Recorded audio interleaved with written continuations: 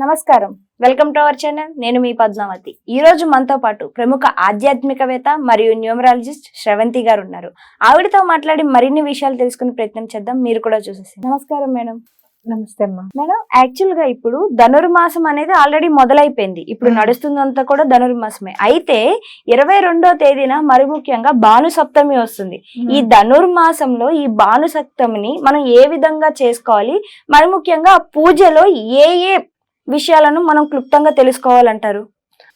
ధనుర్మాసం అనేటప్పటికీ మనకంతా కూడా ఎప్పుడు పొద్దునే లేచి చక్కగా పూజలు చేసుకోవడం, ముగ్గులు వేయడం, గొబ్బిళ్ళు పెట్టడం మన సైడ్, ఇవన్నీ కూడా చేస్తూ ఉంటాం. అయితే భగవంతుడికి కేవలం భగవంతుడి పూజకే అంకితమైన మాసం ధనుర్మాసం అని చెప్పుకోవచ్చు.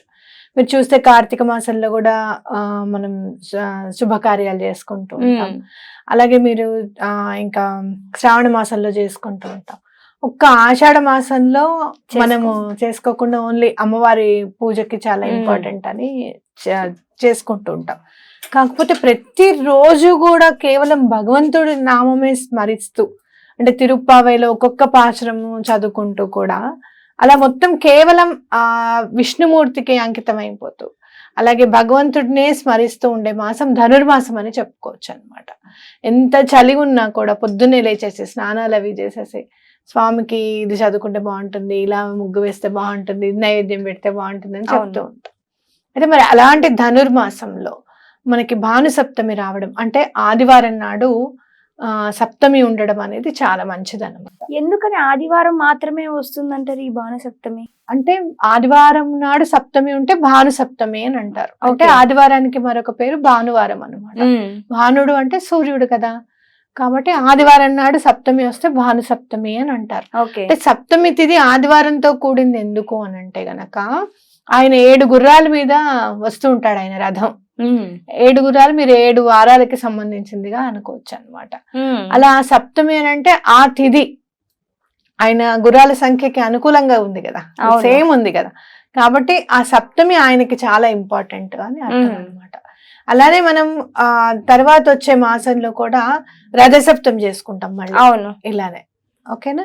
కాబట్టి ఈ రోజు ఇప్పుడు ఆదివారం నాడు సప్తమి వచ్చింది కాబట్టి, మార్గశిర మాసం కాబట్టి చాలా విశిష్టమైన రోజుగా మనం చేసుకోవచ్చు. సూర్యుడికి మరొక పేరు సూర్యనారాయణ మూర్తి అని అంటాం. అవునా? విష్ణువుకి అభేదం అన్నమాట.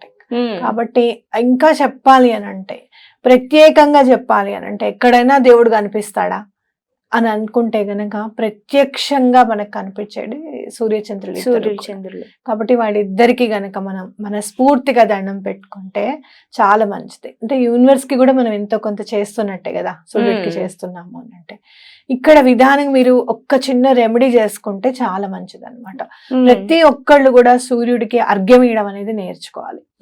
ఎప్పుడైనా ఎవరైనా ఇవ్వకపోతే గనక ఈ ఆదివారం సప్తమి రోజు నుంచి స్టార్ట్ చేయండి చక్కగా సూర్యుడికి అర్ఘ్యం వేయడం అనేది. నెమ్మదిగా క్రమంగా ఎలా బాధలు తీరిపోతాయి అనేది మీరు గమనించుకోవచ్చు. మీరు చాలా ఎండలోంచి వచ్చారనుకోండి, చల్లటి మంచినీళ్ళు ఎవరైనా ఇస్తే మీకు ఎంత ఎప్పుడు గుర్తుండిపోతుంది. మనం ఒక్కొక్కసారి బయట నుంచుంటుంటాం, ఎక్కిళ్ళు వస్తున్నాయి అనుకో, బాటిల్ తెస్తారు మనకి పరిచయం లేని వాళ్ళు కూడా, ఏమండి తాగండి అని చెప్పి. ఎలా ఉంటుంది మనకి? చాలా. అట్లాగే సూర్యుడికి కూడా ప్రతిరోజు మనం అర్ఘ్యం ఇచ్చామనుకోండి, దాని ఫలితం కూడా అంత బాగుంటుంది మనకి. కాబట్టి ఇంట్లో అందరూ కూడా సూర్యుడికి అర్ఘ్యం ఇవ్వడం నేర్చుకోవాలి.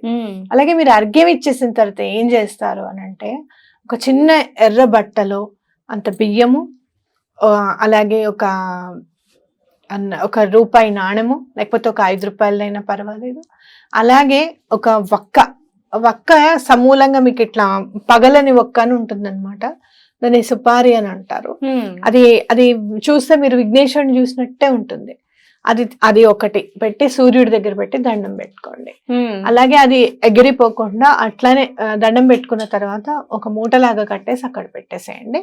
తర్వాత మీరు అది బీరువాలో పెట్టుకున్నా పర్వాలేదు, ఇంట్లో దేవుడి దగ్గర పెట్టి బాక్స్ లో పెట్టినా పర్వాలేదు, ఎలా లివింగ్ రూమ్ లో పెట్టుకున్నా పర్వాలేదు, ఎక్కడ అంటుముట్టు తగలకుండా పెట్టుకోండి. మీరు చూడండి ఆ సూర్యనారాయణ మూర్తి సహాయ సహకారాలు మీకు ఎలా అందుతాయో చూడండి. చాలా బాగా కలిసి వస్తుంది. ముఖ్యంగా అప్పులు ఉంటాయి గనక, ఎలాంటి అప్పులు ఉన్నాయి, కొన్ని అప్పులు ఎలా ఉంటాయి తెలుసా, అప్పు తీర్చేద్దాము అని అనుకుని డబ్బంతా సమకూర్చుకుంటే సడన్ గా ఏదో ఒకటి వస్తుంది. అవును, మళ్ళీ ఇంకో కొత్త ప్రాబ్లం అనేది ఏమిట్రా బాబు, ఏ టైంలో చేసాం, అప్పు తీరట్లేదు ఏమిట్రా బాబు అని అనిపిస్తుంది మనకి. అవును. ఓకే, అట్లాంటి అప్పులు ఏమన్నా ఉంటే కూడా తీరిపోవడానికి అవకాశం ఉంటుంది, రుణ బాధలు కూడా తీరడానికి అవకాశం ఉంటుంది. అయితే మీరు చేసినప్పుడు ఆదిత్య హృదయం కానివ్వండి, సూర్యాష్టకం కానివ్వండి, వింటే చాలా మంచిది, చదువుకుంటే చాలా మంచిది. ఈ రోజున మీరు ఏమిటండి ఎట్లా ఉంది మీకు అని అంటే ఎవరో ఒకళ్ళు నాకు ఈ ప్రాబ్లం ఉందండి, నాకు ఈ ప్రాబ్లం ఉందండి అని చెప్పడం అనేది చాలా కామన్ అయిపోయింది.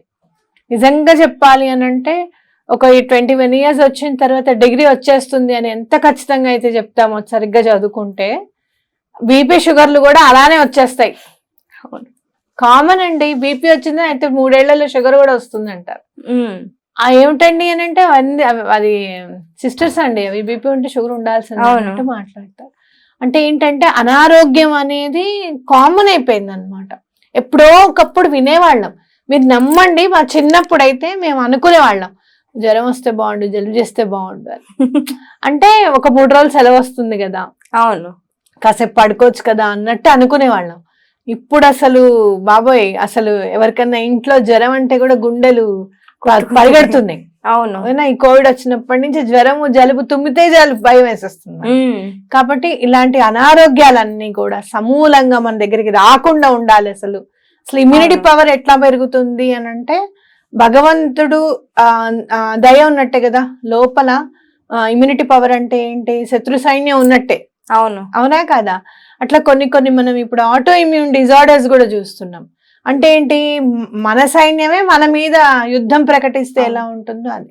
అంటే ఏంటంటే మానసికంగా మీరు ఇబ్బంది పడితే కనుక ఆటో ఇమ్యూన్ డిజార్డర్ వస్తుంది అనేది గుర్తుపెట్టుకోవాలి మనం.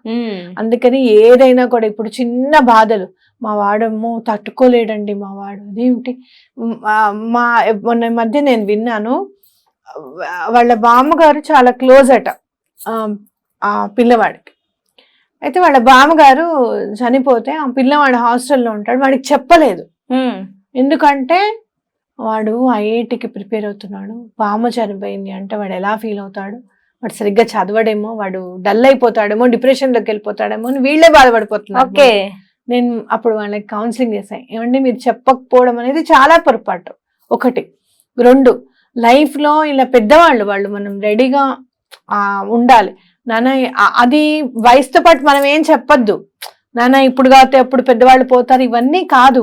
వయసుతో పాటు వాళ్ళంతటి వాళ్ళకి అర్థమయ్యేటట్టుగా బిహేవ్ చేయాలి మనం. ఇలాంటి సిచ్యుయేషన్స్ మీరు చెప్పకపోతే ఇంకెప్పుడు చెప్తారు? అలా చిన్న చిన్న విషయాలకి మనం భయపడుతున్నాం, పిల్లల్ని భయపెడుతున్నాం, వాళ్ళని కూడా మనం ఎలా పెంచుతున్నాం అనేది కూడా మనకు అర్థం కావట్లేదు. అలాంటప్పుడు ఇదివరకు ఎందుకు లేవు ఆ భయాలు అంటే, మాక్సిమం ఎవరో ఒకళ్ళు ఇంట్లో మిగతా వాళ్ళు పని చేసుకుంటుంటే పెద్దవాళ్ళు పూజ చేసుకుంటూ ఉండేవాళ్ళు. అవును, అర్థమైందా మీకు? ఆ పాజిటివ్ వైబ్స్ అనేవి అందరికి రావడానికి అవకాశం ఉండేది. ఇంటి పెద్ద ఖచ్చితంగా సూర్యుడికి అర్ఘ్యం ఇచ్చేవాళ్ళు, అవునా కాదా? అది లేదు ఇప్పుడు. కాబట్టి కంపల్సరీ మీరు సూర్యుడిని ఆరాధించడము అని అంటే అర్ఘ్యం ఇవ్వడమే, ఇంకా ఆయనకి ప్రత్యేకంగా మీరు చేయాల్సింది ఏమీ లేదు. 2 చేతులు అయితే దండం పెట్టడం అంతే. అది చేస్తే గనక చాలా మంచిది అని ఖచ్చితంగా తెలుసుకోండి. అది చేయడానికి ప్రయత్నం చేయండి. సాక్షిభూతుడు ఆయన. ఇప్పుడు ఒక్కొక్కసారి అప్పు తీరట్లేదు అని అంటే వడ్డీ కట్టేస్తున్నాం అంటే కూడా ఆయనేగా సాక్షి. ఆయన నీకు తెలుసుగా ఎంత కడుతున్నాము వడ్డీ, నువ్వే చూడు అది తీరిపోయేటట్టుగా దండం పెట్టుకోండి. నేను చెప్పినట్టుగా ఎర్ర బట్టలు, ఒక కాయిన్, అంత బియ్యము, అట్లాగే ఒక సుపారి. అంటే సుపారి అని ఎందుకు చెప్తున్నా అంటే పూజ స్టోర్స్ లో దొరుకుతుంది అని చెప్పి అదేదో అనుకునేది, అది వక్క. ఓకేనా, పూర్ణంగా ఉన్న వక్క, పగలగొట్టింది కాకుండా పూర్ణంగా ఉన్న వక్క, అది పెట్టి చక్కగా దండం పెట్టుకొని మూట కట్టి ఆ రోజంతా ప్లేట్లు అక్కడే స్వామి దగ్గర, బాణసప్తమి రోజు అక్కడే ఉంచుకొని సాయంత్రం అయిన తర్వాత తీసుకొచ్చి దేవుడి రూమ్ లో పెట్టుకొని దండం పెట్టుకోండి. తప్పకుండా మీకు ఏవైతే ఆర్థిక ఇబ్బందులు ఉన్నాయో తప్పకుండా తొలగిపోవడానికి అవకాశం ఉంది మేడం. అలాగే ఈ ఉద్యోగ ప్రాప్తి కోసం ఎదురు చూసే వాళ్ళు, పెళ్లిళ్ళు అవ్వాలి, మరి ముఖ్యంగా ఈ పిల్లలు పుట్టాలి అని అనుకునే వాళ్ళకి ఈ బాణసప్తమి రోజు ఏదైనా మంచి రెమెడీ ఉంటే చెప్తారా? చాలా మంచి రెమెడీ ఉంది.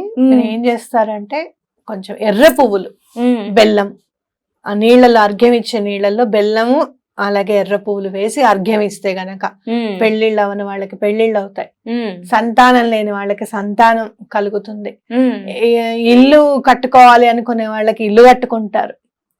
ఇవన్నీ కూడా కుజుడికి సంబంధించినవి. అవును. కాబట్టి కుజుడును సూర్యుడు కలిసి అనుగ్రహిస్తే చాలా తొందరగా ఫలితాలు రిజల్ట్స్ అనేవి వస్తాయి కనిపిస్తాయి. అన్నమాట, ఓకే. ఫలితాలు వస్తాయి. కాబట్టి ఆయన అక్కడ ఉన్నాడు, మనం కుజుడికి సంబంధించినవన్నీ కూడా ఉమ్, వేస్తున్నాము.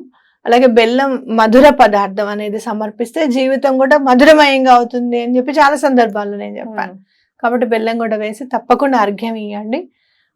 తప్పకుండా మీకు ఇట్లా ఇది కంటిన్యూ చేయండి. ఏదో ఒక రోజు ఇచ్చేసామని కాదు. ఇప్పుడు మిమ్మల్ని ఎవరైనా ఇంటికి ఒకసారి పిలిచారనుకోండి, మీరు ఎలా ఫీల్ అవుతారు? రోజు పిలిచి రండి అని చెప్పి హానర్ చేస్తే మీరు ఎలా ఫీల్ అవుతారు? ఉమ్, వాళ్ళు చాలా మంచి వాళ్ళండి, రోజు రమ్మని కూర్చోమని అంటారు, నాకు టైం లేక నేను వెళ్ళడం లేదు కానీ రోజు వెళ్తే కూడా రమ్మని అంటారని అంటూ ఉంటాము.